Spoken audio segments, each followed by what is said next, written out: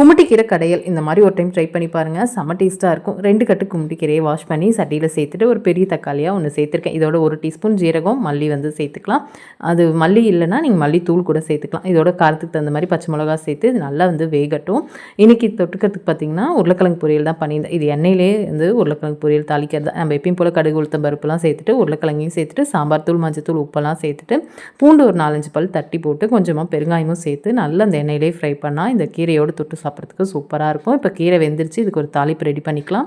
இப்போ இதுக்கு ஒரு சட்டியில் கொஞ்சமாக எண்ணெய் விட்டுட்டு கடுகு, சின்ன வெங்காயம், பூண்டு, வரமிளகாலாம் போட்டு அது நல்லா தாளிச்சிட்டு இப்போ நம்ம கீரையில் கொஞ்சமாக உப்பு சேர்த்து இதெல்லாம் கடைஞ்சி நல்லா நைஸாக கடைஞ்சி எடுத்துக்கலாம். இப்போ தாளிப்பையும் சேர்த்துட்டு கடைசியாக இதை மட்டும் மறந்துடாதீங்க, ஒரு 1/4 டம்ளர் வெதுவெதுப்பான பாலை சேர்த்து இறக்குனா இந்த குமுட்டி கீரை செம்ம டேஸ்ட்டாக இருக்கும். நீங்களும் கண்டிப்பாக பால் சேர்த்து ஒரு டைம் ட்ரை பண்ணி பாருங்கள், நல்லாயிருக்கும். ஸோ இன்றைக்கி மத்தியானத்துக்கு சாப்பாடு தக்காளி ரசம், கீரை, உருளைக்கிழங்கு பொரியல் தான் பண்ணியிருந்தேன். நெக்ஸ்ட் மினி விலாகில் பார்க்கலாம்.